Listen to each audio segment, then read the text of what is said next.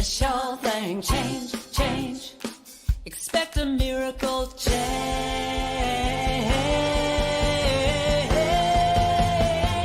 Watch me change when you change the way you look at things. The things you look at change. When you change the way you look at things, the things you look at change. When you change the way you look at things, the things you look at change. When you change the way you look at things, the things you look at change. Now do change. Change.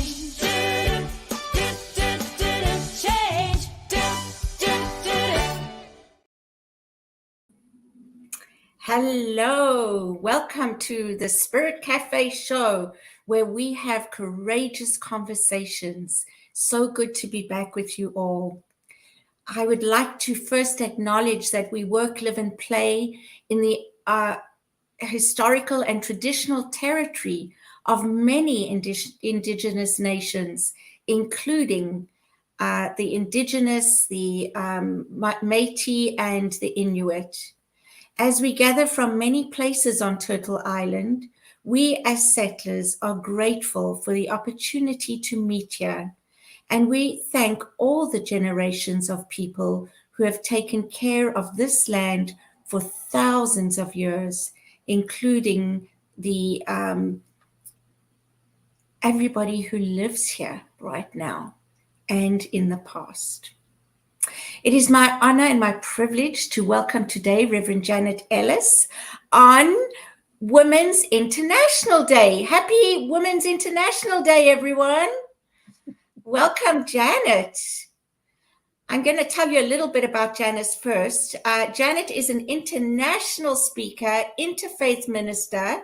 She is the published author of Wake Up, Break the Generation Cycle, and Be Yourself. And she's a manifesting coach. She specializes in personal resilience, emotional and spiritual wellness, leadership, and organizational renewal. Janet has inspired many groups and individuals to make positive changes in their lives. And through her company, Janet's Planets of Empowerment, she designs and delivers inspirational workshops, seminars, and keynote presentations. And as we know, empowered women empower women. So welcome, Janet. Welcome, Janet. Glad you're here.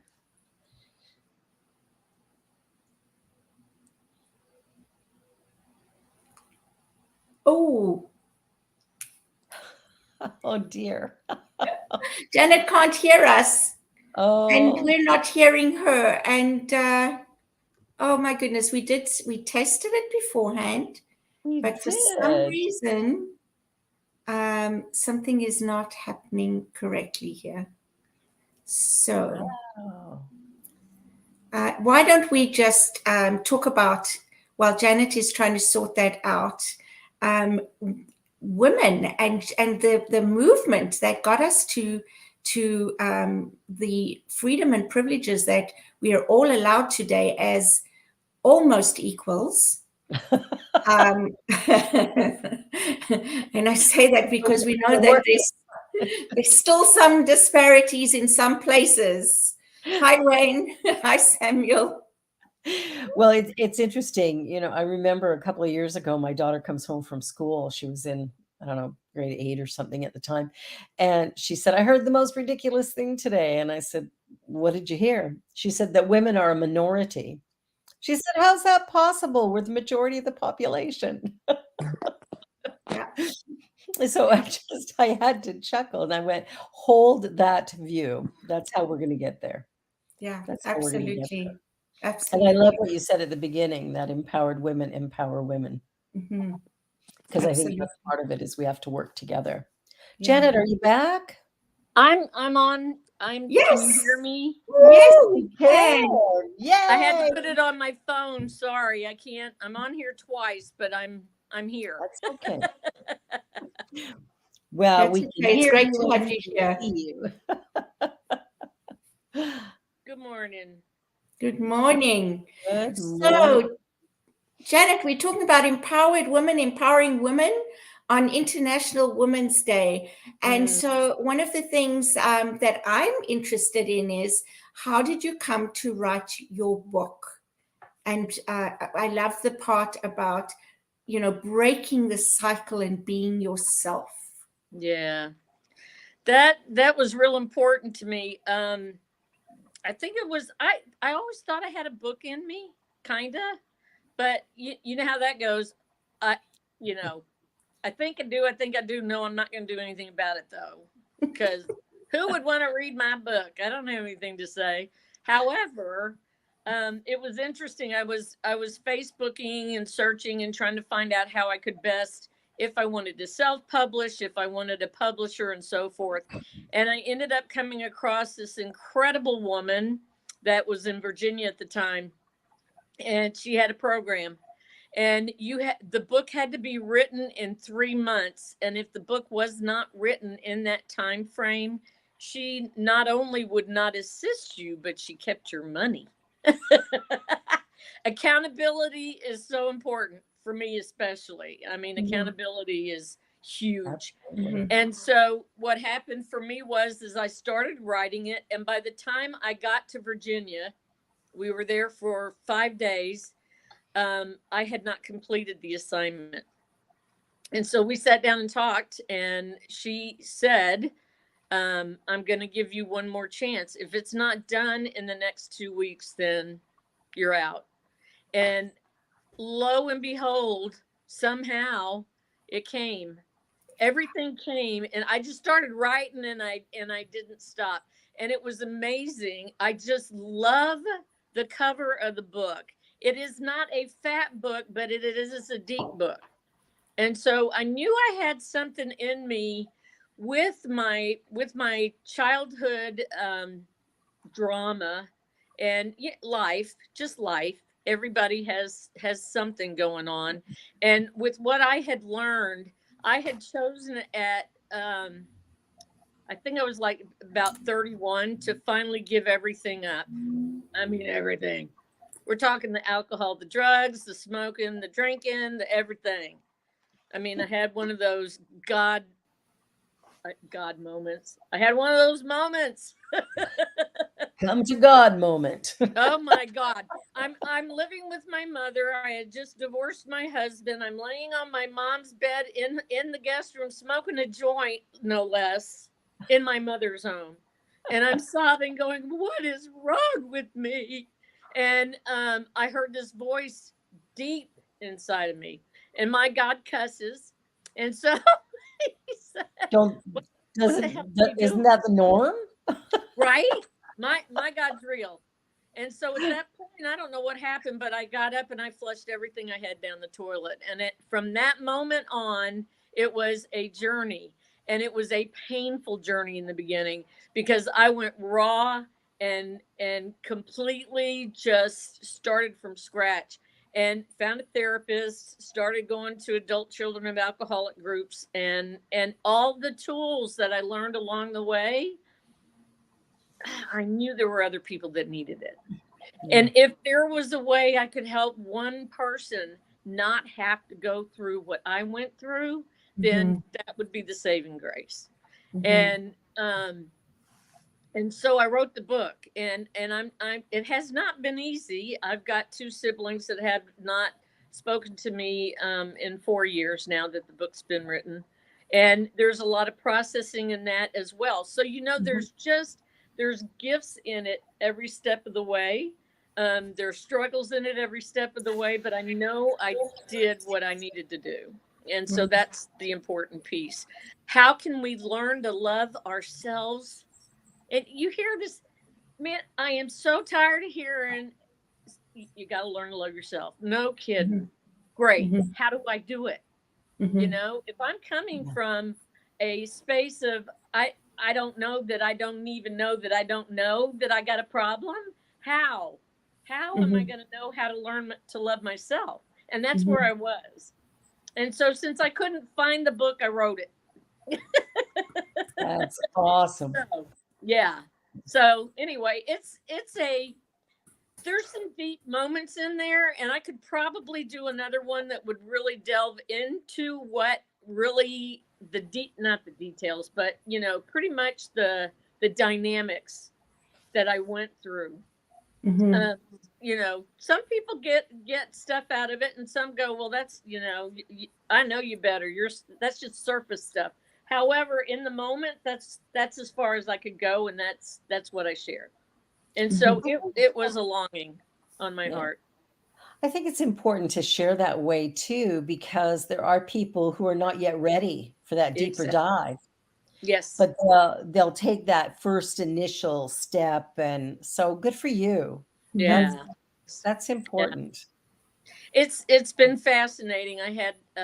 I gifted a book about a month ago, and the person I gifted it to came to me and just looked at me and said I couldn't finish it because it was her life and she wasn't there yet. So I'm saying, just like you said, it's a level where, I think it's light enough that those that need to read it can and get something out of it. And then hopefully it will take them to the next whatever they need to do.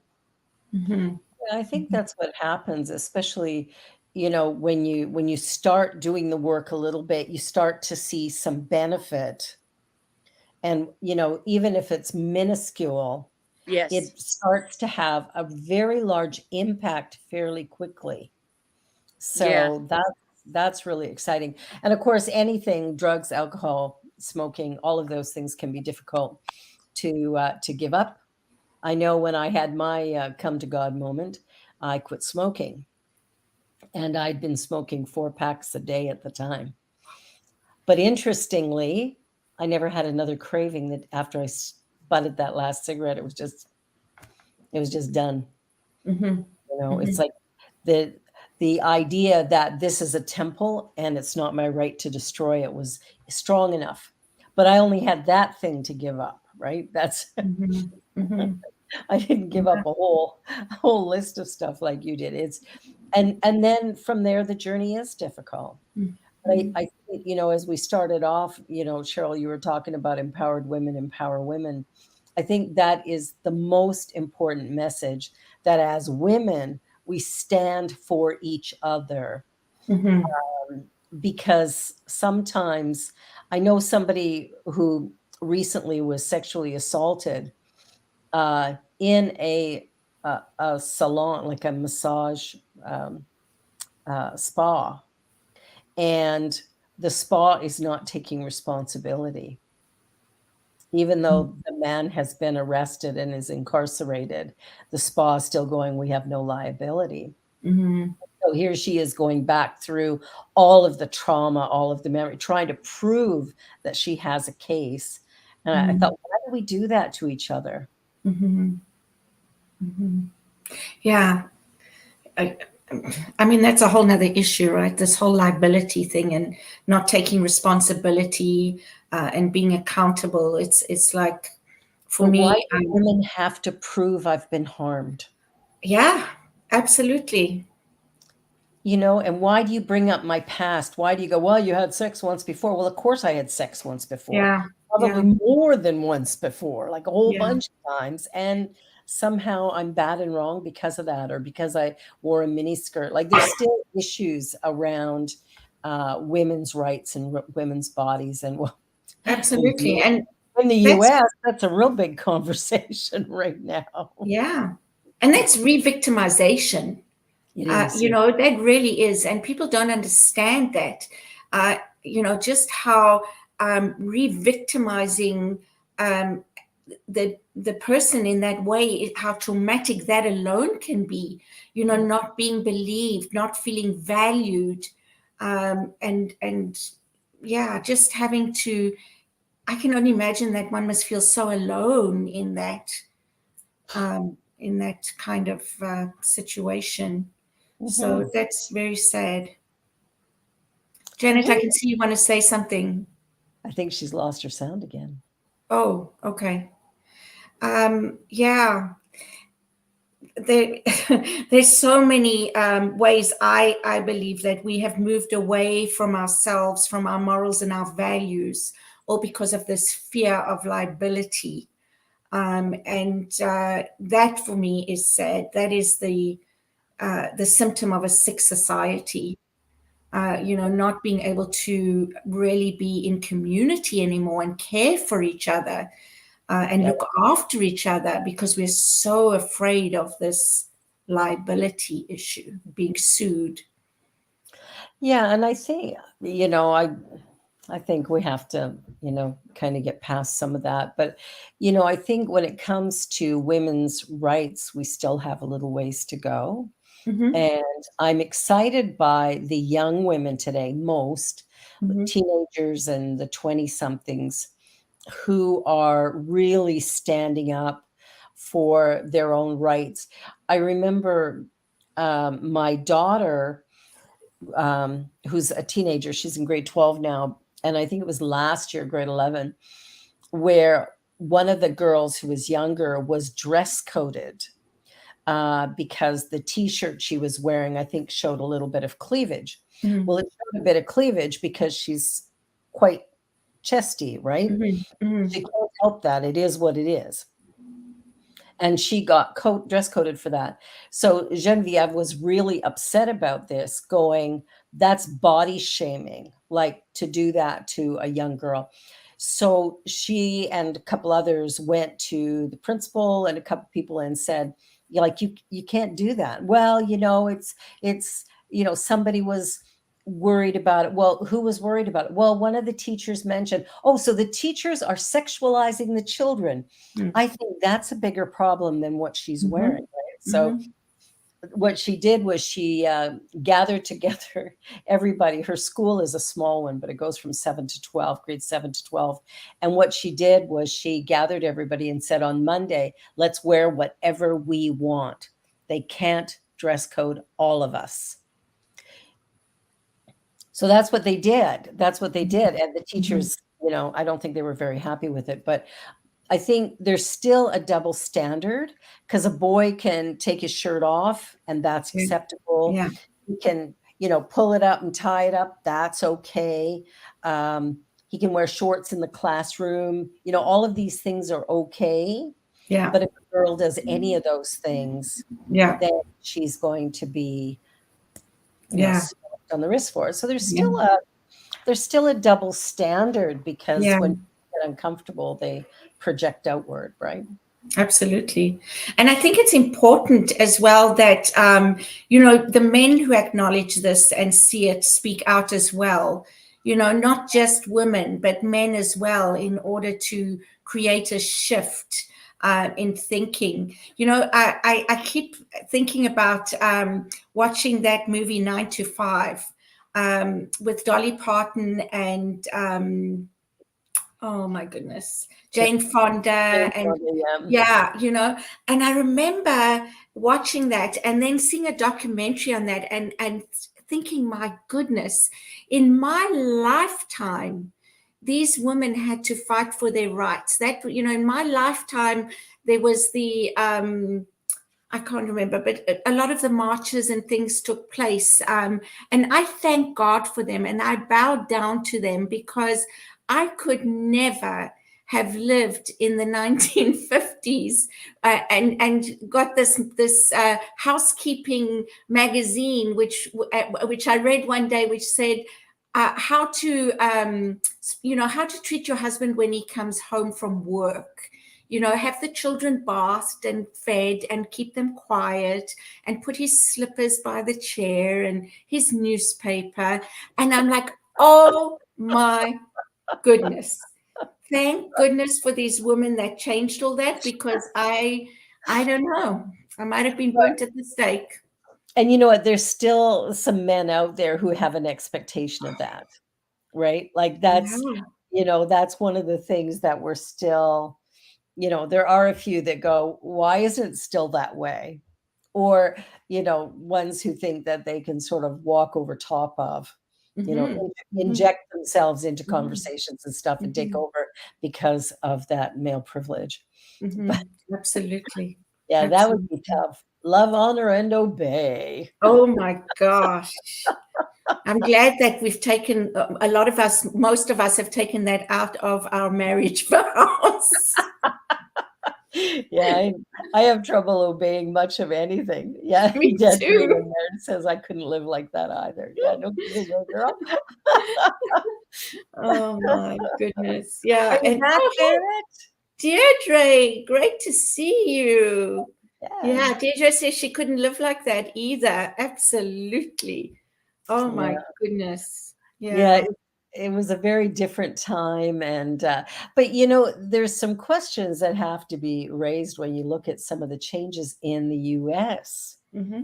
when it comes to the abortion laws and stuff, and what's going to happen with same-sex marriage. Like, you start looking at this backward movement and wonder Mm-hmm. where does that end? And how does that happen? How do we get to a point and then slide back so badly? Because to me, that is almost incomprehensible that we can reach a certain level of Mhm. acceptance, understanding, respect, all those things, and Yeah, then suddenly it's not there anymore. Was it ever exactly. really there? Yeah, rights are removed. Well, we talk about freedom of speech, or rather the illusion of freedom of speech. Yes. We're supposed to have it. However, we have it as long as we don't say anything that somebody disagrees with. That's when we have it, right? As we found out on Spirit Cafe when we said something that wasn't appreciated. Yeah. I yeah, I don't think that there is such a thing anymore, freedom of speech. No, so much is being controlled. Yeah, so much It's is an being controlled. illusion. I think it's an illusion. I think that, we do have a lot of freedom and a lot more than many, many other countries. Are you back, Mhm. Janet? I can hear you now. Oh, Oh, we can hear you too. You sound yay. wonderful. And hi, Sharon. We're glad you're here as well. So sorry. Oh my No, goodness. life Well, happens chances when you're are in making other plans. Sorry, sorry, Bobs. It's that Texas phone line or computer line that just doesn't want Dang, to work. dang, dang, Dang. Dang, eh? Dang, eh? That's Oh my goodness. I Reverend may Janet have. was telling us a story about that. Dang, eh? When she was in Canada doing some workshop training, and uh, she realized how much she says dang. And in Canada, we say a lot. So it became a joke. Dang, eh? Yes, Dang, eh? yep. That was my mark. I left when I left. Yeah, Mm. So, yeah. Janet, what do you think about some of the changes to women's rights in the U.S. recently? Oh, don't even get me started. Oh, I want to get you started. We're going backwards. Yeah. I don't understand. There is no logic. Um, it hurts my heart, and no matter what we attempt to do as far as making changes for the better, we okay. Let me just say it again. Break the generational cycle. We have had, Yeah.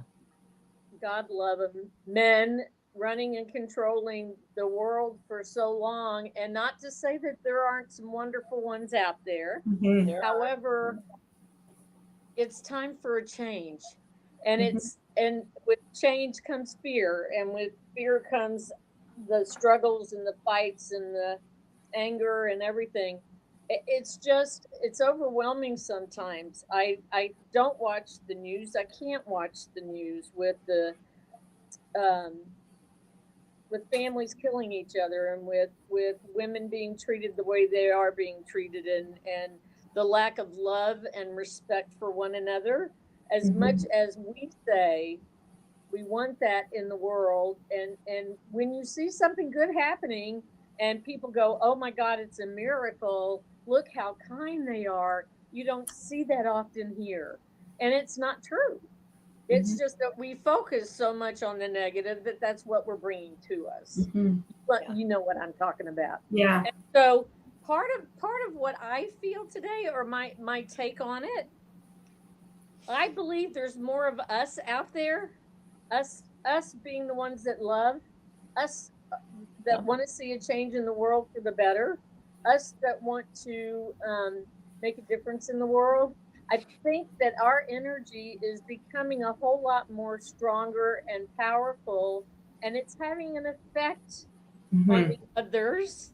And this is what it looks like before. That's why it's so chaotic. My take on it is that it's so chaotic because we're scaring the living daylights out of those that don't feel like they have control of it. Does that make sense? Yeah. Well, it's always darkest before the dawn, right? That's the one I was looking for. Yes, ma'am. Absolutely. I totally believe that, and I want to believe that, and I do my best. I mean, as coming from an extremely, my parents adored me. I know that, but the dynamics within the family unit it sucked, and so coming from a survival mode. And learning how to break those habits is generational, you guys. I mean, you know, I learned, my father died when I was 28 from cirrhosis of the liver. He was a drinker. God love him. He had the biggest heart in the world. And I believe that those that can't handle that pain has to numb it.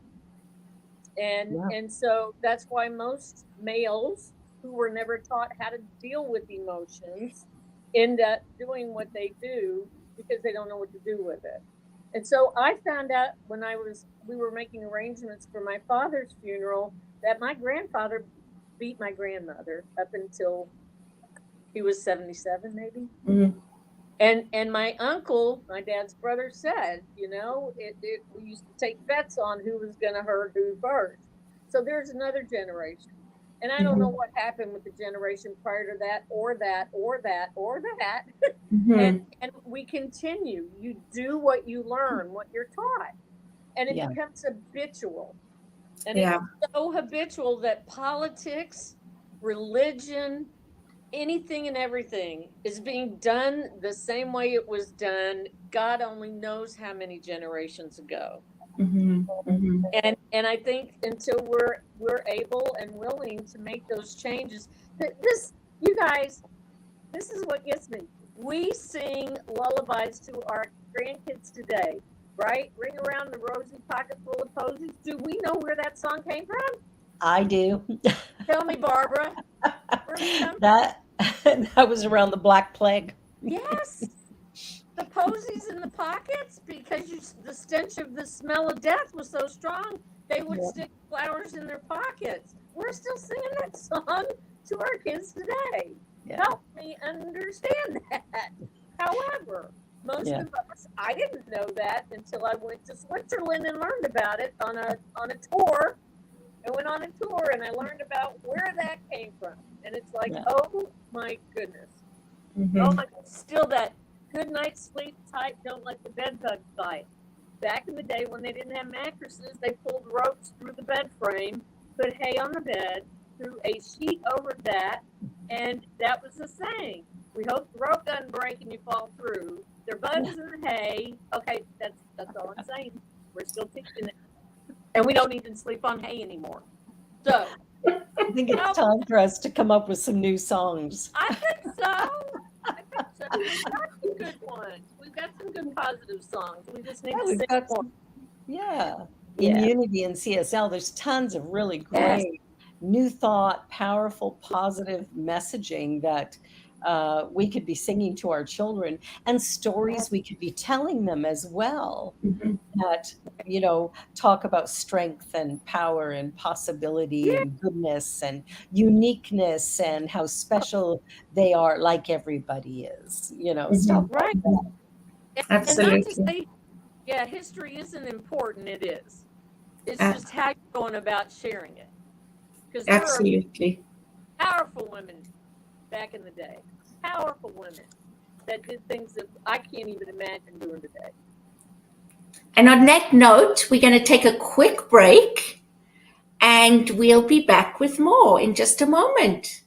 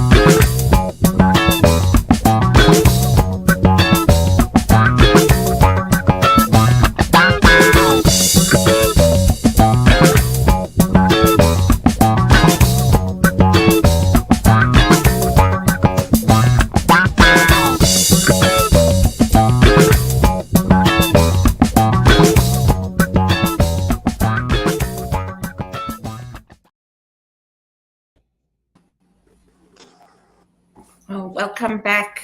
We're here with Reverend Janet Ellis, a wonderful author, speaker, coach, talking about so many things that affect women and our society today. We play a big role in that. So anything that affects us affects society. So thank you, Janet, for being here.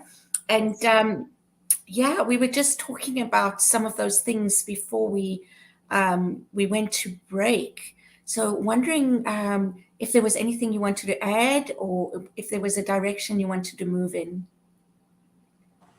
I just think it is amazing what so many women are doing today. There are women out there that I'm in awe of, and what they have chosen to do to better themselves or their surroundings. I, I don't know that I'd have the ability or the guts to do, Mhm. and I watch as much as I can, and I learn as much as I can from women that I admire and hold. I just their truth and their authenticity. Authenticity is so important to me. I'm just that's a big passion of mine. I've struggled and worked so hard on myself to become who I am, and Mhm. learning still today to love me and know that I am perfect in every way. And I tell myself that constantly. I do a number of exercises. I I have not moved much in my lifetime physically. I was a couch potato. I work out 3 times a week now, and I walk Wow. every. So I'm really taking the steps to better myself so that I'll be around for a long time, and I'm gonna be one of the 90-year-old women that are doing somersaults. That's what I'm gonna Wonderful. be. I'm not gonna be Love one of that. those in a wheelchair going like, "Oh my God, life sucks." I'm gonna be one of those dancing in the street and people going, she's crazy. Because that's the way life is supposed to be. Oh, I absolutely, absolutely. It's so important. It's so Yeah. Yes. It's exciting to hear that. Yeah, Brene Brown is one of my favorite. Yeah. Pam Grout is absolutely amazing, Mhm. and what she has done. And so there are different women that Sue Monk Kidd. I mean, if I can absorb myself into these different Mhm. women, and don't misunderstand me, I love men. I've been with one for 32 years, so I mean I just love men too, and there's some awesome men out there. I just Yes. wish they knew that about themselves more. Yeah. And what I'm finding is hopefully like the workshops that I do and am starting to facilitate again, I'm doing a men's group hopefully that I can get Right. guys to get involved so that Yeah. they know their worth. They really need to know their worth. They do. Absolutely. And I do want to say that if we're talking about so much change for women, but even for men, Yeah. like I know, like my husband, for example, he cooks today, Yeah. he cleans, my Yeah. sons cook and clean. I Yeah. mean, years ago, that was like never seen or heard of. And No. today you hear it so often. It's not just Yeah. an anomaly. So that in itself shows the shift in consciousness and the change that we are making. And Yeah. I love what you said about what's happening is that we are moving forward, and so there are those that fear that, and that's what's causing this bubbling up of old issues that are coming forward, right? Because number one, yes, the darkness before the dawn. Yeah. And if we don't still see them, they underlying everything and they're not really being dealt with. Right. Right? So they really do need to come out in the wash in order Yes. to make real change. Yeah, and that's the heartbreaking part. The suicide level today of young people and older people. I think most of the things that we witness as far as the killings and the shootings and such, it is because they don't have the tools. Mm-hmm. Yeah. Yeah. They People don't have the to tools. know They what don't have the hope. They lose hope right. because they Yeah, because don't. Yeah, yeah. they don't understand. They don't see. Yeah. They don't have that experience, and that understanding that sometimes it's got to get worse before it gets better. Yeah. And Yeah. so that loss of hope in young people is really so sad and so hard to see, to witness. I always think Yes. of big Yeah. change in, it's a little bit like spring cleaning, where you make Yeah. a total mess of everything in order to get into the corners and the back of the shelf, and you've got to do that in order to put it all back in a new order and create a new Yes. thing, right? So I think that's where we're at right now. Is the muck has come Yeah. to the surface? I'll call it muck, Mm, but it's come to the surface so we can see it, Yeah. so we can deal with exactly. it. Yeah. That's a good Amazing. example. That's a good example. Very Yeah, good. you got. Yeah, and the sad thing. Oh, no, I'm going to be positive about this. The thing that I've witnessed on the news with the shootings and everything, and it's the same over and over. And they say, "Oh my God, I didn't believe it would happen in my neighborhood, and I didn't believe it would happen in my community." And then we have all these flowers and these songs and the candle lighting and everything. But what are they doing to make a change that it wouldn't happen again? Mhm. And that's the part Exactly. I'm not seeing. Mhm. I'm not. That's the part I've yet to have seen. Not Mhm. to say that I have the answers. I just know that Yeah. they're doing the best they can, but it's not what we need It's more. not what's needed. Yeah. Right. Well, that's the interesting thing, is that when you look at the change, when you look at, even from our philosophy, where you have to go back to first cause, what is the underlying cause of all of the disruption? And it comes from fear and that Yes. idea of separation, them and us. The Mhm. minute you heal that and go to that place of oneness, it's like, Mhm. well, I can't go and shoot you, because in fact Ah. I'm harming my own self by doing that. Mm. Or if I spew garbage online, I'm Mm. actually creating that environment of fear, of hatred, of separation yet again. And that, I think, is the biggest challenge we face, is how do we heal that? Mm. Exactly. Mhm. That's perfect. And Oh, I'm sorry. Go ahead. no, I just want to say, how do we include it all? I was listening to a conversation yesterday about, us spiritual people, everything being good and it's all good and, all that kind of thing. Well, if God is divine energy, creation, one, we have to include it all, right? Both Yeah. the good and the bad, whatever we label it, Yes. because we give it a label. But really, it's needing to recognize that and to even contemplate what that's about, and for me, and how do I live with that in myself in a positive way and in a loving way, so that I Right. can be more compassionate, more inclusive, more understanding of what Right. it's about. You have to be okay with being uncomfortable, Yeah. Yeah, because the changes that we're doing are going to create huge discomfort for us. yeah. Right. And that's the thing, especially, us as white people, right? Like, the disruption that needs to occur Mhm, is going to take away some of our privilege. mhm, We talk about inclusivity, but then when we look at inclusivity, are we okay with it? I noticed, I was in a convention a week and a half ago, and I noticed, there was some challenges, because we're a global organization, and there was, somebody speaking in Spanish, and somebody was having, they were doing interpretation and, translating it to English and back and forth, and people in the chat were complaining. And I thought, Mm. we're honoring our Spanish members. This is beautiful. mm, Yeah.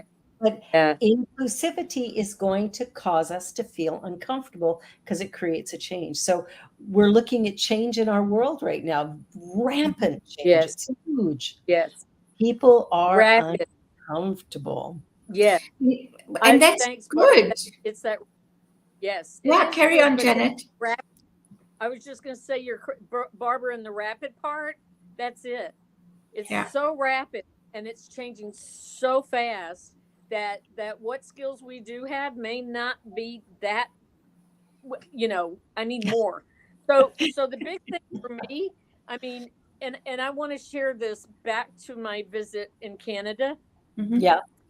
The family that I lived with had a young son who was searching spiritually and religiously, and he was maybe, I guess, 16 at the time, and I was down in the basement, and he came down one night and he said, we're going to a fireside talk, would you like to go with us? And at the time he was really shy, and I was just honored that he even asked me to come, and it ended up being his awareness of needing to learn about other people's beliefs planted a seed in me to the point that I ended up coming back home and doing 4 years of study of interfaith ministry mhm, so that I could learn everybody's mhm, way. Who am I to say that it's not right if you do it differently than me? It's mhm, not that's not true. If it works mhm, for you, then please, by all means. And so I ended up studying 13 different religions and went out in the community and learned from these people. I mean, I mhm. was in Thailand for 6 weeks learning how to meditate in the mountains at Chiang Mai. I was at a Baptist church. I got to go to a Muslim community. I mean, it was amazing. And it was because of my experience in Canada that I became an interfaith minister, and I believe that wholeheartedly.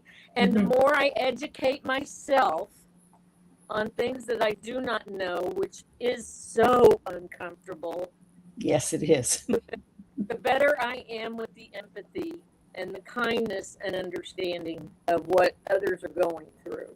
And that's real important in the position that I'm in and others in. I think that's one of the key points is even as we're looking at, anti-Black racism, anti-Indigenous racism, when we start looking at some of these issues and the issues of women as well, when we start, going, I don't expect Indigenous people to teach me. Mm-hmm. I read books, I find things, and then if I step in it, like if I say something inappropriate or unkind, unconsciously, right? When a person lets me know that, I thank them for it. Yeah, absolutely. Absolutely. Thank you for telling me I'm learning.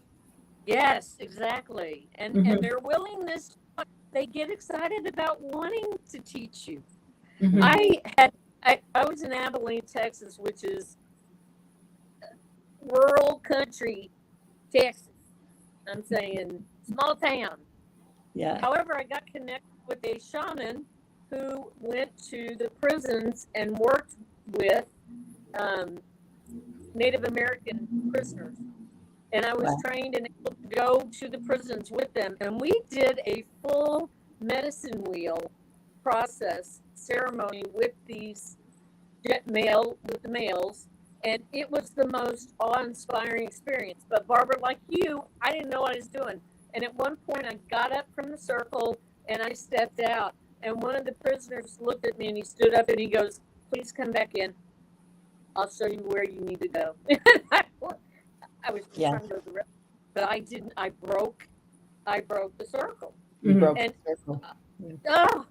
I'm telling you, here they are in prison. They're doing what they're serving their time. But those guys taught me more in a short period of time. And then we went to the women's prison, and it was the same. And it's just like, I can't. It's hard to remember that you're in a prison with people that have done things that weren't appropriate. Don't have any idea what they've done, don't need to know, don't want to know. And in that moment, in that ceremony, we were one. Absolutely one. And it was Isn't that beautiful? Oh, it was, oh my gosh. I absolutely loved it. Yeah. So, yeah, who am I to judge? Well, and I think, judge, but who am I to judge? who am I to judge? Yeah. Well, and what's interesting is when we're willing to be open, we can hear rather than taking it as judgment and criticism. When somebody says, "Hey, you stepped in it," we go, "Oh." We take it in, we learn from it because we're open. I mean, I don't know what I don't know. So, if you feed me information of something I've done, I remember being in a meditation retreat, a silent retreat with Vipassana, and I'm sitting in meditation and my legs are cramped. So I stretched my legs out and the speaker was on the video at the time. And right away they came over. "That's disrespect to have your feet going towards the guru." And I was like, whoa, I had no idea. This was over 20 years ago. But it's like, it was like, oh, thank you. And then I did some research, trying to figure out, what's appropriate, what isn't appropriate. And we learn. Yes. Right? Yeah. We don't know what we don't know. Yeah. That's right. We don't know what we don't know. Dang, eh? Dang, eh? It's huge for me. It's that waking up. Yeah. Because half society is walking around asleep. Yes. Most people, they get up, they automatically do whatever it is they do in the morning. They get in the car. How many times have we driven to where we're going and go, how did I get here?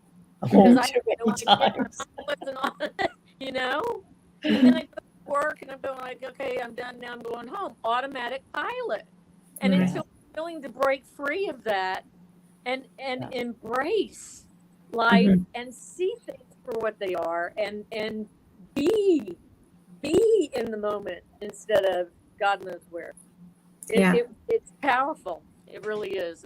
It's really powerful. Yeah, absolutely. And again, we've said this before, it comes back to change begins within me, one person at a time, right? Exactly. You Yes. know, it's our awareness, our consciousness, our learning, our understanding, our doing, who we be in the world, right? Yes. And that's how we change everything. Yeah. And I like what you said earlier in regards to knowing. So if I'm focused and working on myself, which we hear a lot, oh, you're so selfish. Thank goodness I'm finally being self-caring instead of, Yeah. expecting somebody else to do it for me. And abandonment is a big issue in my life. It has been. And so I've been needy and going like, oh my God, don't leave me, don't leave me. And I know now that no matter how hard I beg, it's not going to happen, and I'm it. And if I don't get me straightened out, then I'm going to be in trouble. And then once I do, then I can be there for others in a healthy way, not Exactly. a controlling way or a manipulative way or a caretaking way or whatever. And so it's real important. And I hear that all the time in unity churches and New Thought, it's about loving yourself. It's about love yourself first. Positive thinking. Well, what they're not telling you is no, that does not mean you got to be positive every day. Do I have issues? Oh Lord, yes.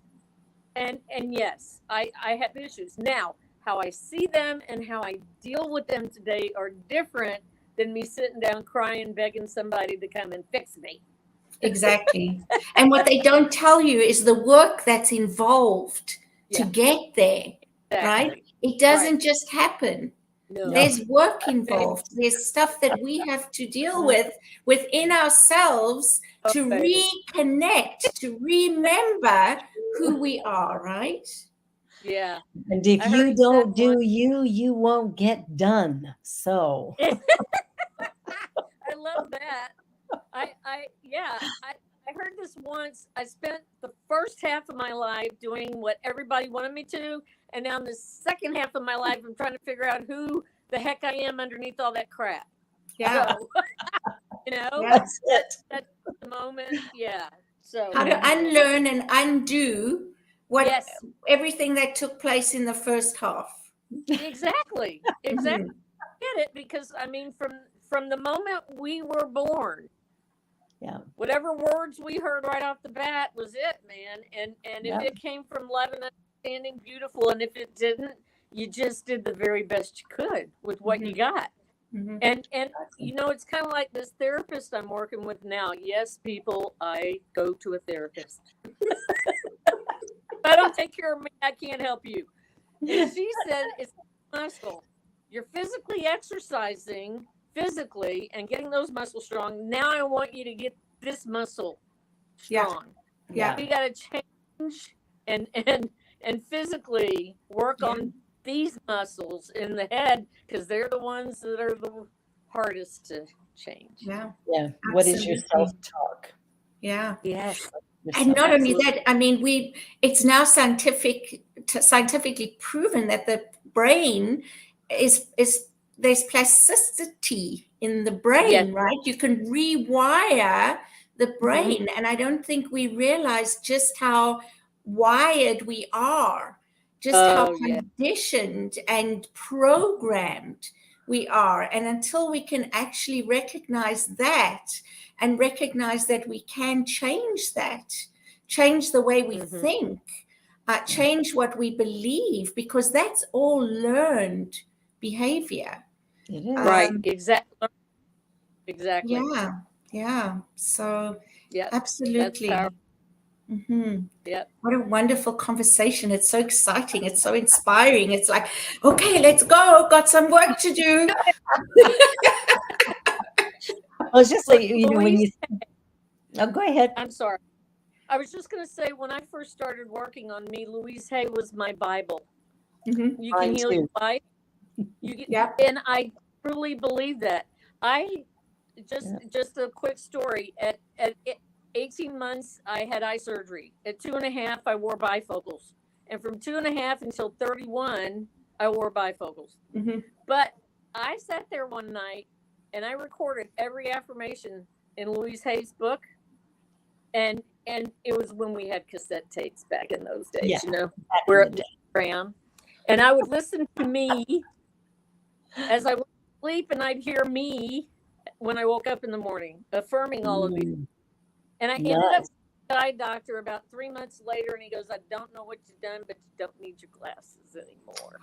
So I'm saying I truly believe emotions, if we don't deal with them, it's going to show up somehow, and it Yeah. eventually shows up physically. Mhm. And so we're going to have to deal with it one way or the other. And it does show up physically. You know, I rage becomes cancer. And, believe you that. know, if you're not willing to look at what's going on around you, all of a sudden your vision is gone. And, Yeah. you know, fear of moving forward. And now you've got problems with your hips and your knees. And like, Yeah. it's there's a chemistry. The mind, body are connected. And Yeah. Where so would it? I mean, if you're not dealing with those emotions, where would they go? Yeah, trapped in the absolutely. body, Right? Lodged Yeah. somewhere. Yeah. they're Yeah. gonna be, yeah, they're gonna be lodged, and we're not gonna like it in the long run. No. No, So let's absolutely. get off our butts and get up together, come together and work on ourselves and love one another as best you can, Yeah, Mhm. and know that we are one. yeah, Mhm. exactly. Yeah, yeah. Yeah, So yeah, true.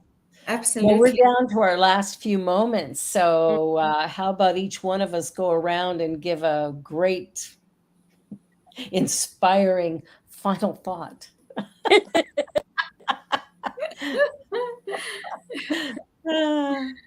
You know, Who just a little. starts? What's that? Who starts? Well, I'll go first so that Oh, you guys can end on your beautiful, the way you put things. I just love that. For me, I would love to invite people to leave here today thinking, what is mine to do? And not just what is mine to do out there, what is mine to do in here? What is nice. mine to do in here for me and for everything and everyone? Because when I work on me, I have a ripple effect in creating change around me. Absolutely. Nice. Yes. Nice. Thank Very, you. very nice. Janet. My mission is to ignite, encourage, and amplify authenticity in myself and others. And I do that by creating a safe place for everyone to know their own potential. Nice. I love that. Mm-hmm. Beautiful. Beautiful. Beautiful. Well, for my center, it's transforming humanity through the emergence of the sacred, authentic self. Go, girl. And then, of course, my Friday show, the Joy Show. Joy is an acronym for just one you. So, on that note, it's like you might as well be you because everybody else is taken. So, stick with what you got, baby. Stick with what you got. It's all good. Absolutely beautiful. Amen. Amen. Amen. Hallelujah. Mhm. Praise. Yeah. This will be a go to church moment. There you go. Thank you so Well, much. this- I thoroughly enjoyed it. We thoroughly enjoyed you too, Janet. Yeah. It's such a pleasure, a joy. It's so good to have some laughs in between as well, right? When we have courageous conversations, sometimes it can be, I know for me, can become a bit too serious. And yeah, so I'm just so grateful for your being here. Thank you to everyone who joined us today and who will join us to watch our show at a later time. We are so grateful for you. And yeah, go forth and have a wonderful week. Until next time. You're watching Spirit Cafe. Be sure to like, share, and subscribe. Dang, On behalf of everyone at New Thought Media Network, thank you for being a member of our virtual family. Your financial contributions help share the New Thought message with people from around the world. Please visit and contribute at www.ntmedia.org/donate. New Thought Media Network. Come be you. And please like, share, and subscribe. Until next time.